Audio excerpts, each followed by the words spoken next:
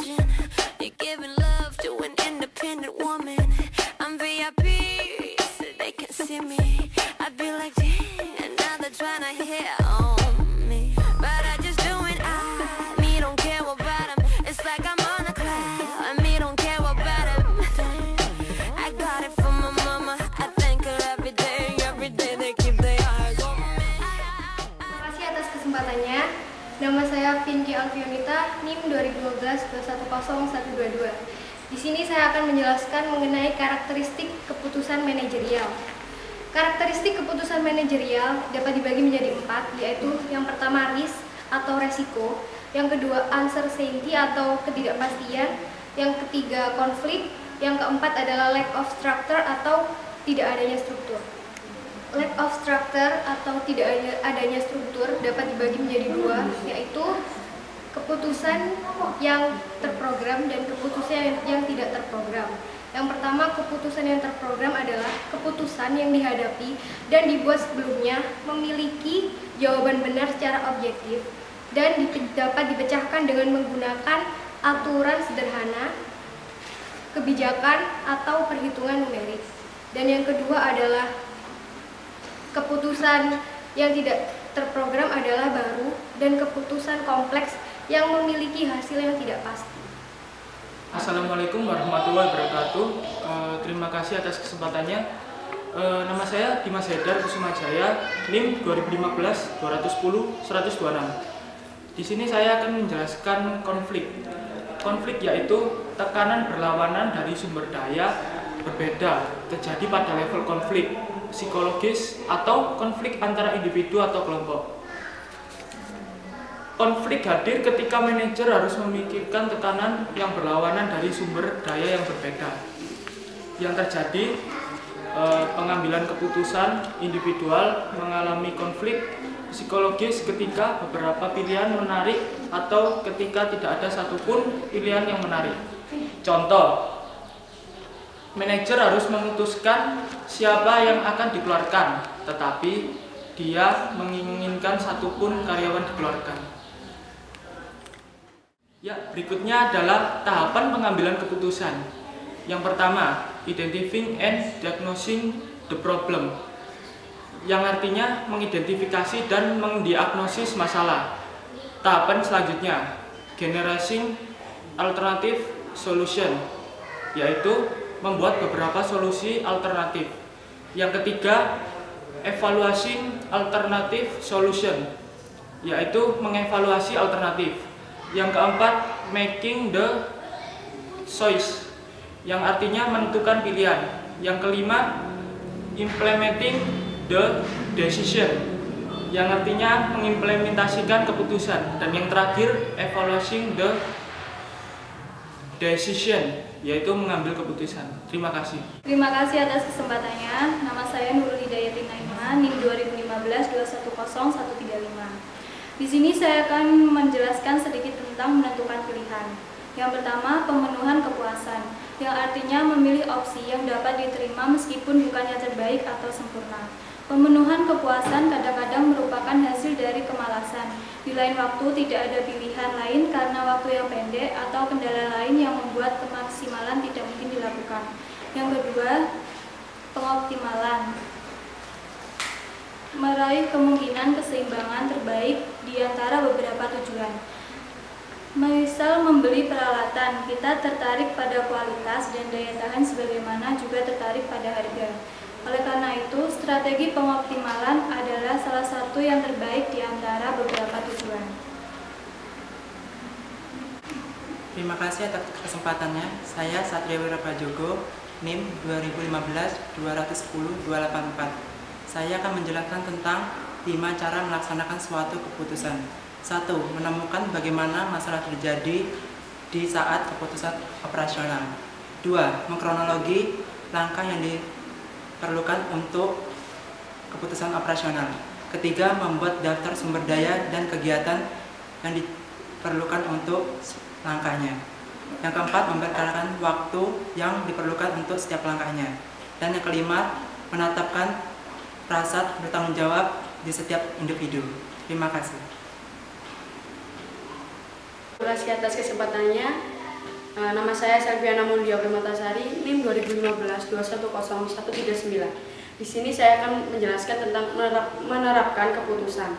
Masalah apa yang bisa menyebabkan tindakan ini? Kebanyakan masalah potensial berkenaan dengan proses di mana anggota kelompok saling berinteraksi satu sama lain.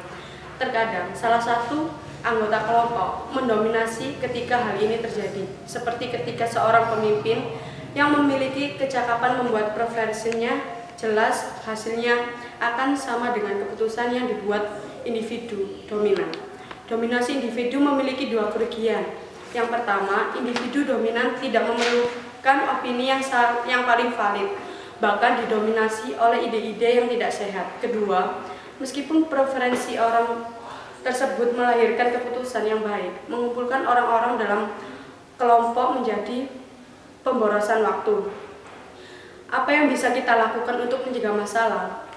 Yang pertama, informasi lebih banyak tersedia ketika beberapa orang membuat keputusan. Apabila salah satu orang tidak memiliki keahlian untuk menyelesaikan masalah, mungkin anggota lain memiliki. Yang kedua, diskusi kelompok memberikan peluang untuk stimulasi intelektual. Hal ini membuat orang berpikir dan mendorong kreativitas yang lebih besar daripada pengambilan keputusan individu. Apa tidak diinginkan manfaat atau peluang bisa muncul? Pergeseran tujuan, keahlian tujuan awal dengan tujuan baru yang kurang penting. Bagaimana kita bisa memastikan bahwa mereka terjadi? Dalam berorganisasi, semua akan kemungkinan bisa terjadi.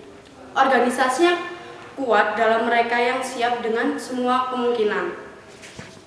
Bagaimana kita bisa siap untuk bertindak ketika peluang datang? Kita harus mempersiapkan diri dari jauh hari atau dari jauh tahun dan bulan, mengantisipasi peluang datang yang bersifatnya tidak bisa diduga. Terima kasih.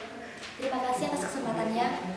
Nama saya Nur Lailatul Suciani, NIM 2015-210140. Di sini saya akan menjelaskan tentang bias psikologis.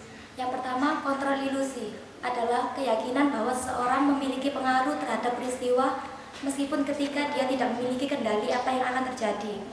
Yang kedua, efek framing adalah mengacu pada bagaimana masalah atau alternatif keputusan disampaikan dan bagaimana pengaruh subjektif ini mengesampingkan fakta objektif. Terima kasih atas kesempatannya. Nama saya Cincin Pramesti Lasari, NIM 2015-210147.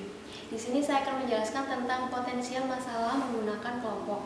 Yang pertama, pemikiran kelompok, yaitu sebuah fenomena yang terjadi pada pengambilan keputusan ketika anggota kelompok menghindari ketidaksepakatan sebagaimana mereka berusaha mencapai konsensus. Yang kedua, pergeseran tujuan, yaitu sebuah kondisi yang terjadi ketika kelompok pengambilan keputusan yang kehilangan tujuan awalnya dengan tujuan baru dan kurang penting. Terima kasih atas kesempatannya. Saya Anissa Mailana, NIM 2015-210173. Kali ini saya akan menyampaikan tentang pengambilan keputusan kelompok yang efektif. Pengambilan keputusan kelompok yang efektif terdiri dari 3 bagian, yaitu yang pertama adalah kepemimpinan. Kepemimpinan memiliki beberapa aspek, yaitu yang pertama, mencegah dominasi, kemudian yang kedua, mendorong masukan, ketiga, menghindari pemikiran kelompok-kelompok dan sekedar memuaskan, dan yang terakhir adalah mengingat sasaran-sasaran. Kemudian, bagian kedua adalah konflik konstruktif. Konflik konstruktif memiliki beberapa bagian, yaitu yang pertama, memperbolehkan adanya perbedaan-perbedaan yang sah, kemudian tetap mengacu pada tugas, ketiga, tidak bersifat impersonal, dan yang keempat adalah memainkan peran sebagai penentang. Kemudian bagian yang terakhir adalah kreativitas. Bagian pertama dari kreativitas adalah, pertama, melakukan curah pikiran, kedua, mencegah pemberian kritik, ketiga, mengeluarkan semua ide, dan yang terakhir adalah menggabungkan ide-ide. Sekian kesempatannya. Nama saya Murti Rahmini, NIM 2015-210249. Saya akan menjelaskan tentang konflik konstruktif. Konflik konstruktif terdiri dari 2 tipe, yaitu 1 konflik kognitif dan 2 konflik afektif. Konflik kognitif yaitu perbedaan berbasis isu dalam perspektif atau perbedaan. Sedangkan konflik afektif yaitu ketidaksetujuan emosional yang diarahkan ke orang lain. Terima kasih. Terima kasih atas kesempatannya. Saya Davin Canal Salim.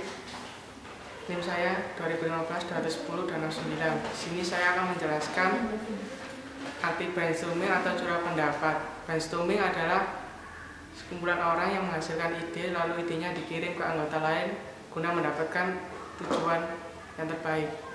Di sini setiap anggota tidak boleh mengkritik ide anggota lain karena untuk menghasilkan tujuan yang baik. Terima kasih.